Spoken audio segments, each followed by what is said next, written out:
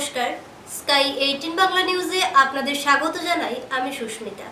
এবার দেখে নিচ্ছি আজকের বিস্তারিত সংবাদ। শ্রীভূমি জেলার সদরে থাকা করিমগঞ্জ অসামরিক চিকিৎসালয়ে অগ্নিকাণ্ড। এসি থেকে আগুনের সূত্রপাত হলেও স্থানীয় লোকেদের তৎপরতায় আগুন নেভানো হয়। শ্রীভূমি জেলার সদরে থাকা করিমগঞ্জ অসামরিক চিকিৎসালয়ে অগ্নিকাণ্ড। এসি থেকে আগুনের সূত্রপাত হলেও স্থানীয় লোকেদের তৎপরতায় আগুন নেভানো হয়। চক্ষু বিভাগের অপিডির বাইরে থাকা এসি ফ্যানের দেখা যায় আগুনের সূত্রপাত। পরবর্তীতে অগ্নি নির্বাপক বাহিনী ও স্থানীয় লোকেদের সহায়তায় আগুন নেভানো হয়। এই অগ্নিকাণ্ড সংঘটিত হয় সকাল প্রায় 8টা নাগাদ।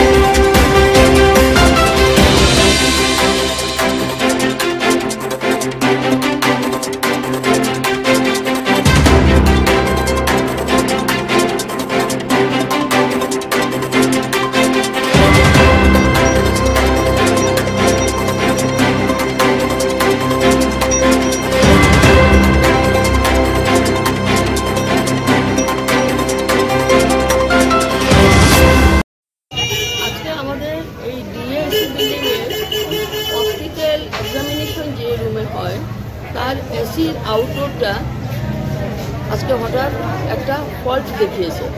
আউটডোর খোলার পরে যখন সুইচটা অন করা হয়েছে তারই অতি অল্প সময়ের মধ্যে উইদিন 1 মিনিট ও 2 মিনিটস আউটডোরে একটা আওয়াজ হয়েছে এবং তারপরেই দেখা গেছে যে এখানে ধোঁয়া উঠেছে। তো সঙ্গে সঙ্গে মেইন সুইচ অফ করে এবং আমাদের এখানে যে অগ্নি নির্বাপক যে ডিভাইসগুলো ছিল এইগুলা দিয়ে আমাদের এখানের কর্মীরা উপরে আগুনকে নির্বাপিত করেছে এবং সঙ্গে সঙ্গে ফায়ার ব্রিগেড ইনফরমেশনের পরে ফায়ার ব্রিগেড এসেছে এবং এসে বিশেষ কিছুই হয় নাই, খালি আউটডোরের কিছু অংশ কালো হয়ে গেছে, এটা দেখা গেছে। তাতে আমরা ঈশ্বরের কাছে বলতে পারি আজকে একটা বড় দুর্ঘটনা থেকে আমরা রক্ষা পেয়েছি।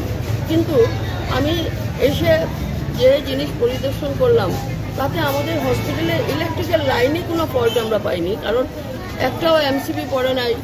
সমস্ত হসপিটালে ইলেকট্রিক্যাল লাইন ঠিক আছে এবং সারা বিল্ডিংয়ে লাইট জ্বলছে। তার মানে এটা আমরা স্বাভাবিকভাবে বলতে পারি যে ইলেকট্রিক্যাল ফল্টের জন্য কিছু হয়নি। হয়তো আউটডোরে কোনো যান্ত্রিক গোলযোগে সুইচ অন করার সঙ্গে সঙ্গে কিছু একটা বিপর্যয় ঘটে, এই দুর্ঘটনা ঘটতে গিয়েছিল, যেটা আমাদের কর্মীদের নজরে পড়ে দিয়ে অতি অল্প সময়ের মধ্যে দক্ষতার মধ্যে ওরা অগ্নি নির্বাপক যে ডিভাইসগুলো আছে সেইগুলো দিয়ে নিভাতে পেরেছে এবং আমাদের হসপিটাল আজকে বেঁচে গেছে। ভারতীয় জনতা পার্টি শ্রীভূমি জেলার পক্ষে আজ পেশাদারী সম্মেলন অনুষ্ঠিত হয় শ্রীভূমি জেলার বিজেপি কার্যালয়ে। ভারতীয় জনতা পার্টি শ্রীভূমি জেলার পক্ষে আজ পেশাদারী সম্মেলন অনুষ্ঠিত হয় শ্রীভূমি জেলার বিজেপি কার্যালয়ে। এতে প্রতিটি সরকারি বেসরকারি বিভাগের কর্মীরা সহ আইনজীবী চিকিৎসক সকলে উপস্থিত থাকেন। সবার শেষে সাংবাদিক সম্মেলন করে পুরো বিষয়টি সংবাদ মাধ্যমের সম্মুখে তুলে ধরেন বিজেপির কর্মীরা। ভারতীয় জনতা পার্টি কর্তৃক সরকার পরিচালনায় ভারতবর্ষের যে উন্নয়ন এবং এই উন্নয়নে আমরা ভারতবর্ষের নাগরিক হিসাবে আমাদের যে সাফল্যতা এবং ভারত রাষ্ট্রকে আমরা জগৎ সবার শ্রেষ্ঠ আসন নিয়ে যাওয়ার যে সংকল্প নিয়ে আমাদের প্রিয় প্রধানমন্ত্রী নরেন্দ্র মোদীজি যে কাজ করছেন তার পরিপ্রেক্ষিতে সম্পূর্ণ ভারতবর্ষের প্রতিটি জেলায় আমাদের সংকল্প কি সিদ্ধি, এই যে সংকল্প কেন্দ্র কমিটি সিদ্ধান্ত নিয়েছে তার পরিপ্রেক্ষিতে রাজ্য কমিটি রাজ্যে এবং প্রতিটি জেলায় আয়োজন হচ্ছে। আর এই পরিপ্রেক্ষিতে আজকে আমাদের এই জেলায় 11 বছরের বিভিন্ন প্রকল্প এবং বিভিন্ন উন্নয়নমূলক কাজকর্মের নিরিখে একটি আমাদের এক্সিবিশন হয়েছে। তার সঙ্গে আমাদের সমাজে বিভিন্ন সেক্টরে আমাদের শিক্ষক মহল, আমাদের আইনজীবী মহল, আমাদের সাংবাদিক ভাইয়েরা, ব্যবসায়ী সমাজ এবং সমাজের বিভিন্ন স্তরের যারা আমরা সবাই মিলে কাজ করছি, সবাইকে নিয়ে আজকে একটা আলোচনা সভা এর মধ্যে হয়ে গেছে। আর এর পরবর্তীতে আমরা প্রতিটি জেলার ন্যায় আজকে এই জেলাতেও আমরা এই আমাদের সাংবাদিক সম্মেলনের মাধ্যমে আমাদের জনগণকে আশ্বস্ত করতে চাই যে আমাদের 11 বছর পূর্তিতে আমাদের সরকার যে উন্নয়ন করেছে, আর এই উন্নয়নে আমরা যারা লাভান্বিত হয়েছি এবং আমরা বিশ্বাস করি আমাদের সরকারের কার্যকলাপে আমাদের দেশ আমাদের বর্তমানে পৃথিবীর মধ্যে ৪র্থ অর্থনীতিতে আমরা পা দিয়েছি এবং আমরা বিশ্বাস করি আমরা অতি সত্বর ৩য় অর্থনীতিতে ভারতবর্ষ এগিয়ে চলছে। এবং এই উন্নয়ন কল্পে আমাদের যারা পূর্বপুরুষরা স্বাধীনতার সময় বিভিন্নভাবে ত্যাগ স্বীকার করেছে একটি পরিবারকে, এগুলোকে কল্পনা করেছিলেন কি অতীতে? এগুলো হতে পারে? সাধারণ মানুষ যাদের সামর্থ্য নেই চিকিৎসা করার, তারা বছরে 5 লক্ষ টাকা করে পাচ্ছেন। অনেকে বলেছিলেন কোভিডের সময় এই দেশ বেহাল হয়ে যাবে। বড় বড় রাষ্ট্র, আমেরিকা যুক্তরাষ্ট্রের মতো রাষ্ট্র, চীন, জাপান, ওই দেশগুলো কি পরিস্থিতি দাঁড়িয়েছে। আর এখানে আমাদের মোদীজি অন্তত ভারতবর্ষের সাধারণ জনগণকে সুরক্ষা দেওয়ার নিরিখে দিন রাত পরিশ্রম করে এই দেশের জনগণকে সঠিক জায়গায় রাখতে সক্ষম হয়েছে। অনেকে বলতে পারেন কোভিডে অনেকের মৃত্যু হয়েছে, আমরা কোনো সময় দাবি করি না সেটা হয়নি, কিন্তু তারপরে এটা তো অন্ততপক্ষে বলতে পারবো যে অনেক সামর্থ্যশালী রাষ্ট্র যেগুলো ছিল এই পৃথিবীর বুকে, অনেকে তাদের জনগণের জীবন মান সুরক্ষা দিতে ব্যর্থ হয়েছে। আর এই জায়গায় মাননীয় মোদীজি এই দেশের সকল জনসাধারণকে একদম ধনী গরিব থেকে শুরু করে সর্বস্তরের মানুষকে কোভিড ভ্যাকসিন দিয়ে মানুষের জীবন মান সুরক্ষা নিশ্চয়তা দিয়েছে। পেশাদারী সম্মেলন করে সাংবাদিক বৈঠক দেখে অতিরিক্তভাবে সাংবাদিক বন্ধুদের মাধ্যমে যাতে সমাজের কাছে নরেন্দ্র মোদীজি এই 11 বছরের কার্যকাল আমরা তুলে ধরতে পারি তার ব্যবস্থা করা ইত্যাদি হাতে নেওয়া হয়েছে। এবং এই উপলক্ষে আপনাদের আজকে এখানে আহ্বান করা, আপনারা এসেছেন, আপনাদেরকে ধন্যবাদ। আমার মনে পড়ে 2014 সালে যখন কোন একটা সংকল্প মোদীজি দিতেন, তিনি একটা স্কিম ঘোষণা করতেন। তিনি বলতেন हम लोग करके देखाएं। অর্থাৎ নরেন্দ্র মোদীজি স্বপ্ন দেখাতেন না, তিনি স্বপ্ন রূপায়ণকারী ব্যক্তি। এই স্বপ্ন তার নিজের শুধু স্বপ্ন নয়, এই স্বপ্ন দেশের সাধারণ নাগরিকের স্বপ্ন। অনেক সময় পত্রিকাতে আমি দেখতাম, মিডিয়াতে দেখতাম যে মোদীজিকে বলা হতো সড়ক পথে যাতায়াত করা অনেকেরই সমস্যার সৃষ্টি হয়। অনেক সময় হয়তো বাসের ভাড়া বৃদ্ধি, নয়তো বেহাল সড়ক, বিকল্প হিসেবে যাতায়াত করেন রেল সংযোগে। সড়ক পথে যাতায়াত করা অনেকেরই সমস্যার সৃষ্টি হয়। অনেক সময় হয়তো বাসের ভাড়া বৃদ্ধি, নয়তো বেহাল সড়ক, বিকল্প হিসেবে যাতায়াত করেন রেল সহযোগে। কষ্টহীন দ্রুত পৌঁছে যেতে পারেন গন্তব্যস্থলে যাত্রীরা। তাই যাত্রীদের স্বার্থে ফের সোচ্চার হলেন মহিষাসন শিলচর রেল যাত্রী সংগ্রাম কমিটি। তাই ওই রুটে নিয়মিত চলাচলের দাবি উত্থাপন করেন কমিটির কর্মকর্তারা। সরকারের নজরে নেওয়ার জন্য রেল রুখো আন্দোলন সাব্যস্ত করেন তারা। 23 জুন মহিষাসন রেল স্টেশনে আন্দোলনে সামিল হচ্ছেন কমিটির কর্মকর্তারা। সকাল 8টায় সবার উপস্থিতি কামনা করেন তারা আন্দোলন সফল করে তুলতে। সোমবার এই উদ্দেশ্যে সাংবাদিকদের ডেকে এনে কমিটির কর্মকর্তারা খোলসা করে বলেন, মহিষাসন শিলচর যাত্রীবাহী ট্রেন নিয়মিত চলাচল করতে হবে, আমাদের দাবি মানতে হবে, মহিষাসন শিলচর যাত্রীবাহী ট্রেন নিয়মিতকরণ করতে হবে, নইলে আমাদের আন্দোলন চলছে চলবে, নইলে আমাদের আন্দোলন চলছে চলবে।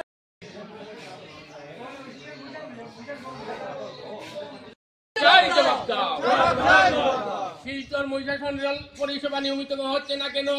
রেল কর্তৃপক্ষ জবাব চাই, জবাব দাও।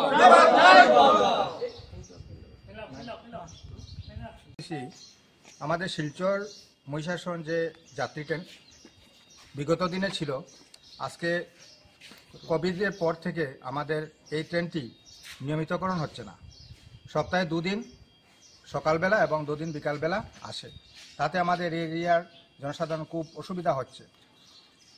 এবং আমরা বিগত 4 বছর থেকে রেলের ঊর্ধ্বতন কর্তৃপক্ষ তথা আমাদের সাংসদ, বিধায়ক তথা যত আরও অনেক নেতামন্ত্রী, এমনকি হিমন্ত বিশ্ব শর্মা আমাদের রাজ্যের মুখ্যমন্ত্রী পর্যন্ত আমরা লিখিতভাবে আমরা আবেদন জানিয়েছি। তারপরও আমাদের এই ব্যাপারে কোনো সাড়া পাই নাই। তো শেষ পর্যন্ত আমরা আগামী 23শে জুন আমাদের এই স্টেশনে আমাদের রেল রুকো আন্দোলন কর্মসূচি হাতে নিয়েছি। তো রেল রুকো আন্দোলন আগামী 23 জুন সকাল 9 ঘটিকার সময় আমাদের এখানে অনুষ্ঠিত হবে এবং আমরা বিভিন্ন স্থানে আমরা বিভিন্ন গ্রামের জনসাধারণ এখানে একত্রিত হব। আমরা 23 যে জুন আমরা রেল রুখো আন্দোলন যে হাতে নিয়েছি তা যেন আমাদের সার্থক এবং হয়, তার জন্য আমরা এই আন্দোলন, তারপরেও যদি আমাদের এই ট্রেন নিয়মিতকরণ না হয়। আমরা বহুদিন যাবৎ এই করোনার পর থেকে আমাদের এই এলাকার ছাত্রছাত্রীর কিভাবে দুর্গতি ভাষায় প্রকাশ করার সেই ভাষাও আমাদের নাই। আজকে অনেকদিন হয়েছে আমাদের নেতা মন্ত্রী সবার কাছে আমরা নিবেদন করেছি, কিন্তু আমাদের কোনো সুরাহা হয়নি। আজকে আমাদের দেখেন ডবল ইঞ্জিনের সরকার, এখন দিল্লি থেকে আসাম পর্যন্ত দেশ সব দিকে হায় হায় চলছে, খালি উন্নয়ন চলছে, আমরা কিন্তু পিছনে পড়ে আছি। সীমান্তবর্তী আমাদের এই এলাকা, আমাদের কি দুর্গতি, কিন্তু আমাদের সরকার আমাদেরকে দৃষ্টি আকর্ষণ করছে না। তাই আমরা দুঃখিত, না অসহায় হয়ে আজকে আমরা এই আন্দোলন করতে বাধ্য হয়েছি। আর ভাষায় প্রকাশ করার মতো নাই। আমাদের আরো বড় যে শ্রদ্ধেয় ব্যক্তিগণ আছে ওনারা বলবেন, এই বলেই আমি আমার বক্তব্য। মোটরসাইকেল দিয়ে স্টান্ট করার আগে সাবধান হন। রাস্তায় বাইক দিয়ে স্টান্ট করে বিপদে পড়েছেন শ্রীভূমি জেলার এক যুবক। মোটরসাইকেল দিয়ে স্টান্ট করার আগে সাবধান হন। রাস্তায় বাইক দিয়ে স্টান্ট করে বিপদে পড়েছেন শ্রীভূমি জেলার একজন যুবক। স্টান্ট করার জন্য যুবককে জরিমানা দিতে লাগবে 31,000 টাকা। রাতাবাড়ি এলাকায় বহুদিন থেকেই বাইক স্টান্ট করে আসছিল আজিমউদ্দিন নামের যুবক। আনিপুর এলাকার হুলসানগর গ্রামের আজিমউদ্দিন বাইক স্টান্ট করে পুলিশের চোখে পড়ার পর অ্যাকশন মোডে দেখা গেল রাতাবাড়ি পুলিশ। বিশেষ করে রাতাবাড়ি বাজার থেকে পাতারকান্দি বাইপাস থেকে পাহাড় এলাকায় বাইক স্টান্ট করছিল আজিমউদ্দিন। অবশেষে রাতাবাড়ি পুলিশ রাস্তার উপরে আজিমউদ্দিনকে বাইক স্টান্ট করার অপরাধে 31,000 টাকা জরিমানা করা হয়েছে।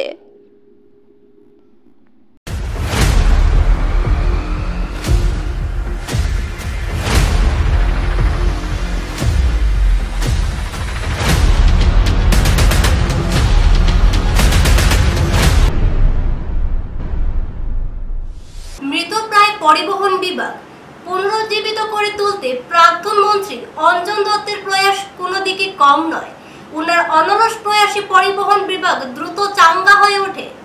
মৃতপ্রায় পরিবহন বিভাগ পুনরুজ্জীবিত করে তুলতে প্রাক্তন মন্ত্রী অঞ্জন দত্তের প্রয়াস কোনো দিকে কম নয়। ওনার অনলস প্রয়াসে পরিবহন বিভাগ দ্রুত চাঙ্গা হয়ে ওঠে।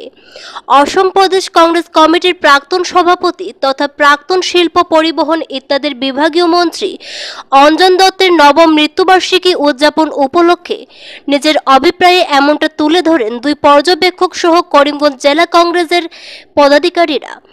ইন্দিরা ভবনে সোমবার প্রয়াত অঞ্জন দত্তের মৃত্যুবার্ষিকী উদযাপন উপলক্ষে ছিল বিশেষ কার্যক্রম। শুরুতে দুই পর্যবেক্ষক আব্দুর রহিম আহমেদ ও কার্তিক কুর্মি প্রয়াত অঞ্জন দত্তের প্রতিকৃতিতে মাল্যদান দিয়ে ওনার প্রতি বিনম্র শ্রদ্ধা জ্ঞাপন করেন।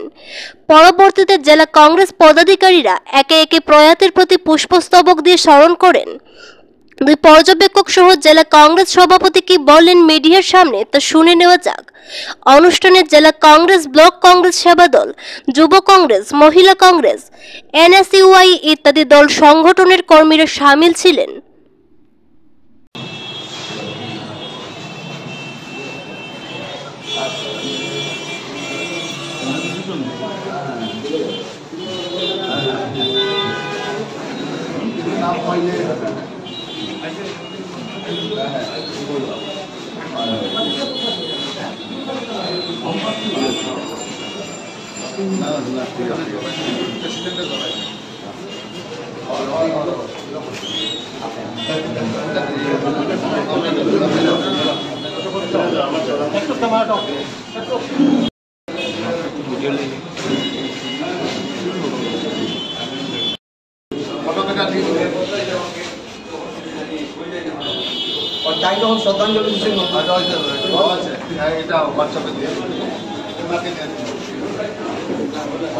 এবং সেই উপলক্ষে গতকাল প্রদেশ কংগ্রেসের তরফ থেকে সার্কুলার দেওয়া হয়েছে। আমাদের বর্তমান প্রদেশ কংগ্রেস সভাপতি গৌরব গগৈজির নির্দেশ মর্মে সমগ্র রাজ্যে আজকে এই মৃত্যুবার্ষিকী প্রত্যেক জেলা কংগ্রেস কার্যালয়ে উদযাপন করা হবে। তেখেত আমাৰ কংগ্ৰেছ দলৰ এজন অতি শক্তিশালী আগশাৰীৰ নেতা আছিল। তেখেত পৰিবহণ মন্ত্ৰী থকা সময়ত আপোনালোকে জানে যে সম্পূৰ্ণ মৃতপ্ৰায় পৰিবহণ বিভাগটোক তেখেতে সেইটোক পুনৰুজ্জীৱিত কৰিছিল, এটা লাভদায়ক অনুষ্ঠানলৈ পৰ্যবেক্ষিত কৰিবলৈ সক্ষম। তেখেত এজন অতি শক্তিশালী নেতা আছিল। কংগ্ৰেছ দলটোক অতি শক্তিশালীভাৱে নেতৃত্ব দিছিল।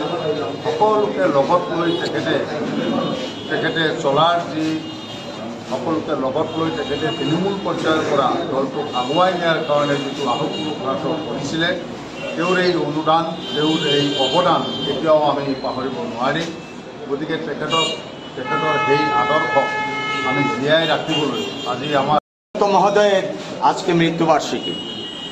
উনি আমাদের মধ্যে আর নেই, কিন্তু ওনার যে আদর্শ আমাদের সামনে উনি রেখে গেছেন, ওনার যে dedication to the party, owner contribution to the Congress, national Congress যেটা ছিল সেটাকে আমরা সামনে রেখে আজকে সমস্ত রাজ্যে আমাদের বর্তমান সভাপতি, সমগ্র ভারতবর্ষ তথা আসাম তথা উত্তর পূর্বাঞ্চলের গৌরব গগৈর নির্দেশ মর্মে প্রত্যেক জেলা কংগ্রেস কমিটিতে আজকের এই দিনটি আমরা উদযাপন করছি।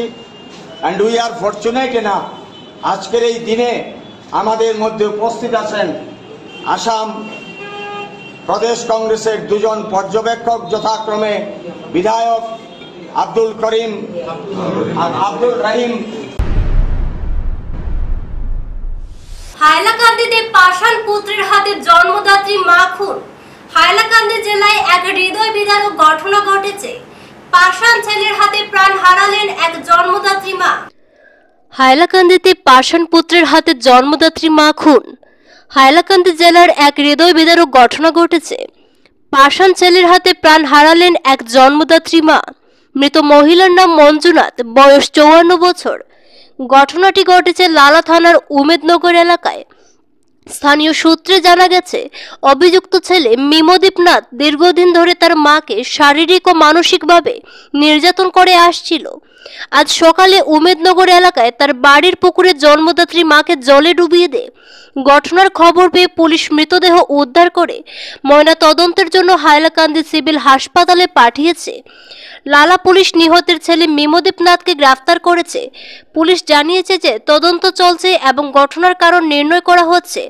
এই ঘটনায় স্থানীয় সমাজে শোক এবং উত্তেজনার পরিবেশ সৃষ্টি হয়েছে।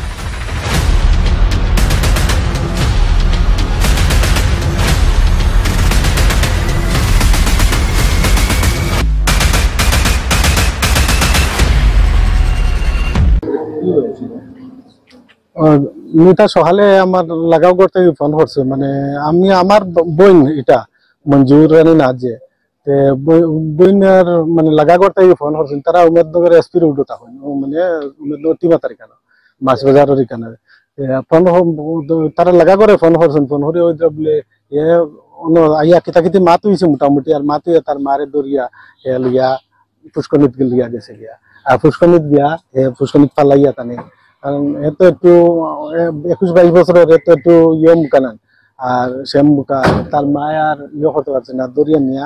আর তার ছোট ভাই আসলো, হে দৌড়িয়া যার আমারে আনা, আমি আইয়ার আমারে ফোন করছেন লাগা করো, তখন তো আমি আইয়ার আইতে সময় পাইছি মানে হগুরে রাস্তা পাইছি পাইয়া নিয়া তারে লইয়া ইয়া তারে দিকে বাইনার দিকে পরে ইয়ে তোর মা হইলে এ কইছে ওর দিকে খুঁজাও।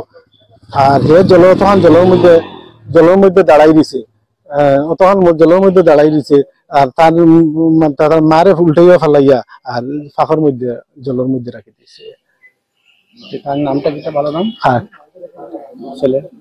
ছেলে মিমদীপ নাথ, মঞ্জুরানী নাথ। পুলিশ অ্যারেস্ট করছে? আমরা পুলিশ নিছি, মানে থানা নিছি। তারে এইরকম অবস্থা দেখিয়া দুইজনে একজনে তো আর তারে কন্ট্রোল করা হইতো না, পুলিশ নিছি। পুলিশ নিলে পুলিশও পাইছে, তখন জলের হে দাঁড়ানি, তার মা তলে ফার তলে তার ফাঁকর মধ্যে। পুলিশ গাইলে আমরা 4-5 জন লামিয়া তারে তুলিয়া বান্ধিয়া তারে টানা হয়েছে। মানে হে কিছু মাতে না, না না না না না এটা এই ধরনের কোনো কিছু না, হে পানও খায় না, কিন্তু মাথা তো দুই সাইড খালি উল্টা পাল্টা হর মাতে।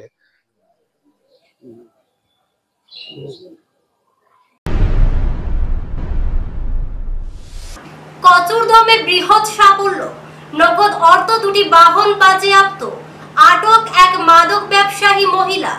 সোনাই বিধানসভার কচুরদম থানাধীন বাউরখান্দির 2য় খণ্ডে কাছাড় পুলিশের মাদক বিরোধী অভিযানে বৃহৎ সাফল্য।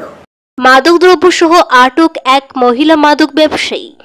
পুলিশ সূত্রে জানা গিয়েছে, গোপন খবরের ভিত্তিতে কাছাড় পুলিশের সোনাই থানার সার্কেল ইন্সপেক্টর রবিন টিমুংয়ের কচুরদম থানার ওসি অপূর্ব বোরার নেতৃত্বে কচুরদম থানা পুলিশ রবিবার ভোরে বাউরিখান্দি 2য় খণ্ড গ্রামে এক অভিযানের নামে বড়সড় সাফল্য পেয়েছে।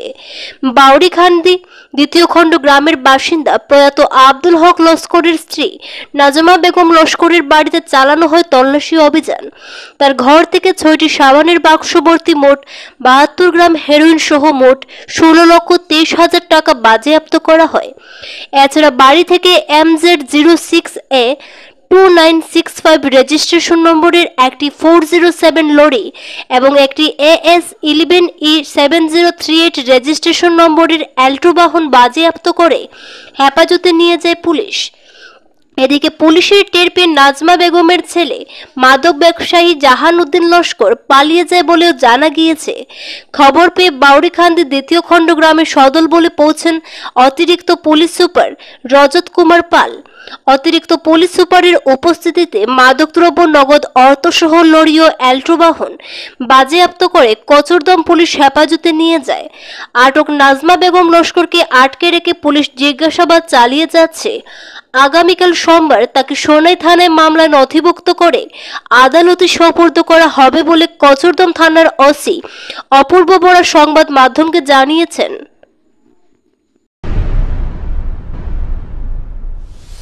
গতকাল শ্রীভূমিতে এসেছিলেন অসম কংগ্রেস দলের অবজারভার কমিটি। শ্রীভূমি জেলায় দলীয় বিভিন্ন সভা সমিতির শেষে আজ এক সাংবাদিক সম্মেলন আয়োজন করেন তারা।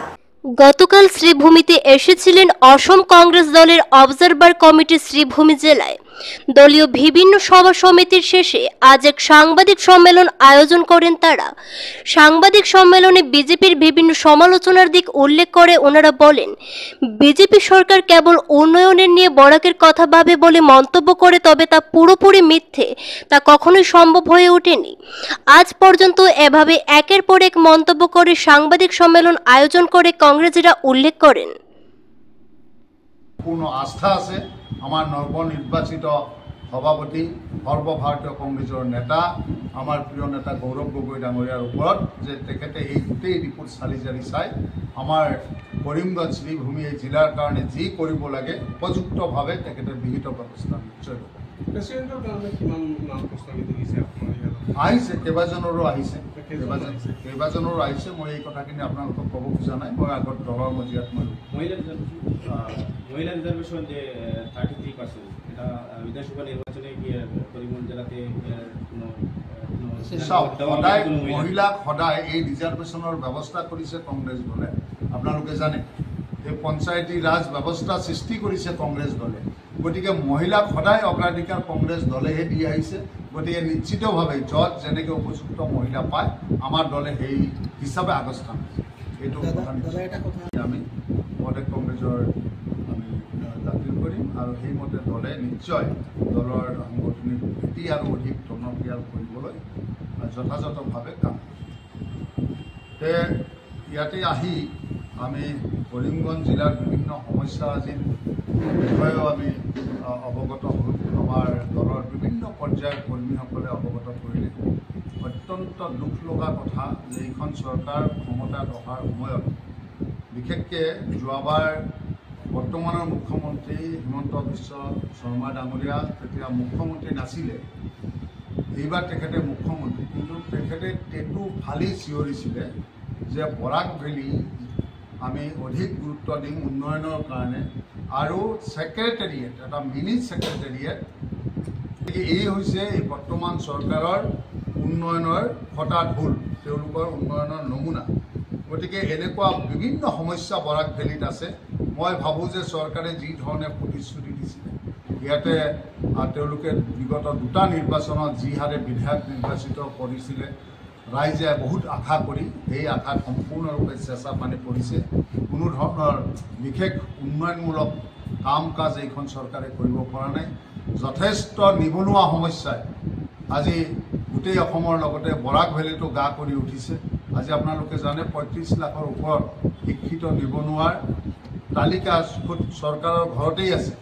গতিকে তেওঁলোকে কৈছিল বছৰি ৫ লাখ কৰি, নৰেন্দ্ৰ মোদী ডাঙৰীয়াই কৈছিল বছৰি ২ কোটি কৰি চাকৰি নিয়োগ সৃষ্টি কৰিব।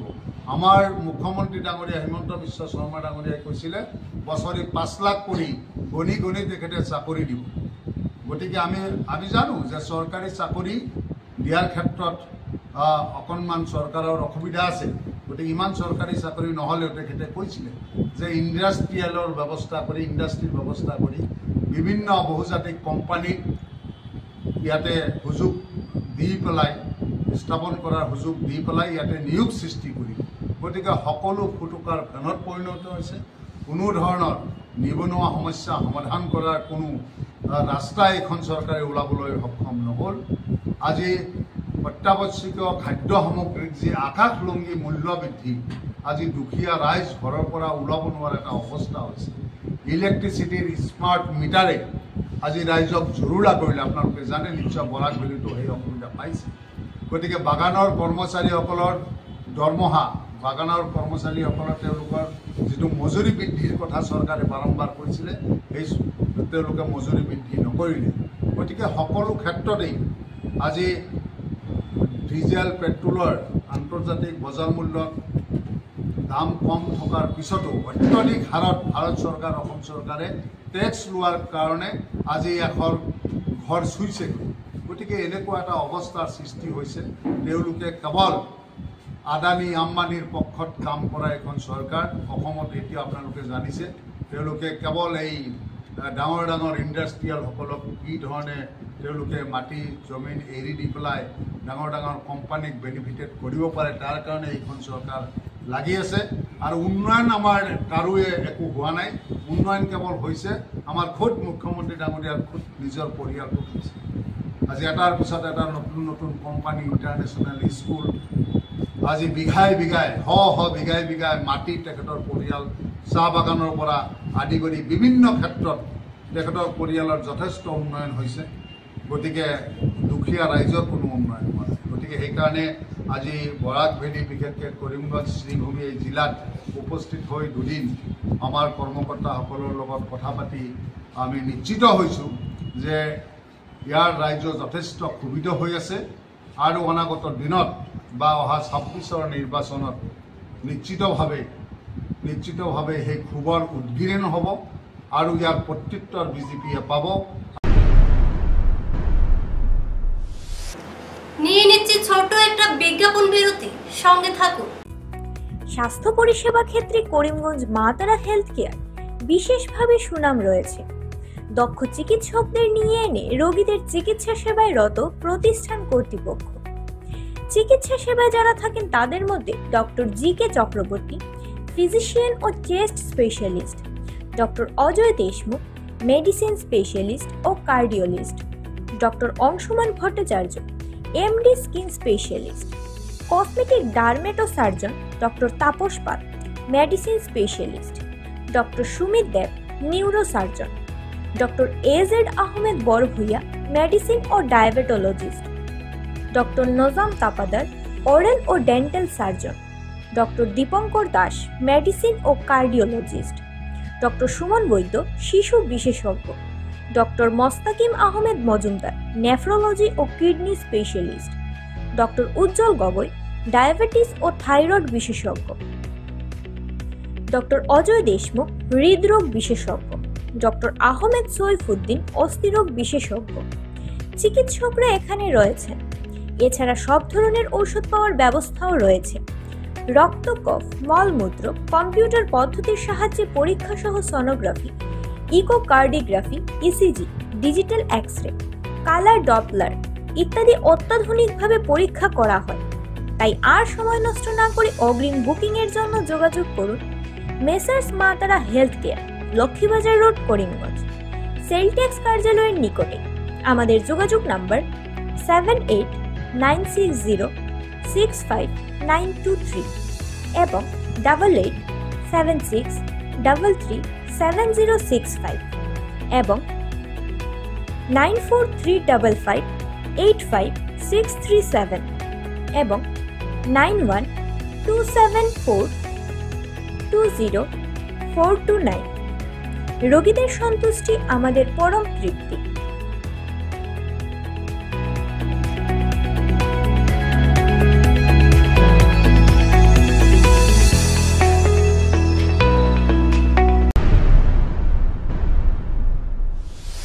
দেশবন্ধু চিত্তরঞ্জন দাসের যথাযোগ্য মর্যাদায় ১০০তম প্রয়াণ দিবস পালন দেশবন্ধু চিত্তরঞ্জন দাস স্মৃতি রক্ষা কমিটি শিলচরের। দেশবন্ধু চিত্তরঞ্জন দাসের যথাযোগ্য মর্যাদায় ১০০তম প্রয়াণ দিবস পালন দেশবন্ধু চিত্তরঞ্জন দাস স্মৃতি রক্ষা কমিটি শিলচরের। ১৬ জুন তথা সোমবার সকাল ৯ ঘটিকায় নিউ শিলচর এলাকার ন্যাশনাল হাইওয়ে পয়েন্ট স্থিত দেশবন্ধু চিত্তরঞ্জন দাসের পূর্ণাঙ্গ মূর্তি পাদদেশে মাল্যদান ও পুষ্পার্ঘ্য নিবেদন করে ভারতের স্বাধীনতা সংগ্রামের অন্যতম বিপ্লবী দেশবন্ধু চিত্তরঞ্জন দাসের ১০০তম মৃত্যুবার্ষিকী পালন করেন দেশবন্ধু চিত্তরঞ্জন দাস স্মৃতি রক্ষা কমিটির সদস্যরা। এরপর শুরু হয় দেশবন্ধু চিত্তরঞ্জন দাসের স্মৃতিচারণ সভা। এতে স্বাগত বক্তব্য রাখেন দেশবন্ধু চিত্তরঞ্জন স্মৃতি রক্ষা কমিটির সম্পাদক সাধন পুরকায়স্থ। শিলচরের দেশবন্ধুর পূর্ণাঙ্গ স্মৃতি প্রতিষ্ঠার সঙ্গে জড়িত প্রবীণ সদস্যদের স্মরণ করেন। নেতাজি সুভাষ ফাউন্ডেশনের কাছাড় জেলার সভাপতি তথা কবি লেখক নিহার রঞ্জন পাল বলেন, জগতের ইতিহাস বারে বারে প্রমাণ করিয়া দিয়েছে যে এক জাতিকে অন্য কোনো জাতি হাতে তুলিয়া কিছু দিতে পারে না। সহস্র বছর ধরিয়া অন্য জাতির মুখাপেক্ষী হইয়া থাকিলে প্রকৃত মুক্তির পথ কখনোই মিলবে না।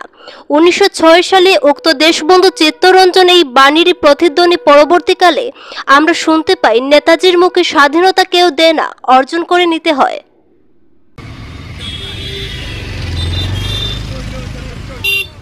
দেশবন্ধু চিত্তরঞ্জন দাসের 100তম প্রয়াণ দিবস। এই উপলক্ষে আমরা দেশবন্ধু চিত্তরঞ্জন দাস স্মৃতিরক্ষা সমিতির পক্ষ থেকে 2005 সালের পর থেকে প্রতি বছর ওনার জন্মদিবস অর্থাৎ 5 নভেম্বর আর প্রয়াণ দিবস 16 জুন উদযাপন করে আসছি। আমরা মূলত শ্রদ্ধাঞ্জলির মাধ্যমেই আমরা অনুষ্ঠান করে আসছি এবং বিশিষ্ট ব্যক্তিরা যারা এই দেশবন্ধুর মূর্তির প্রতিষ্ঠা লগ্নে তার পরবর্তীকালে স্মৃতিরক্ষা সমিতির সঙ্গে যুক্ত আছেন, তাদের মধ্যে অনেকেই উপস্থিত থাকেন, অনেক আবার গৃহজগৎ ত্যাগ করে চলে গেছেন। সেই সংখ্যা কম নয়, 8 থেকে 10 হবে।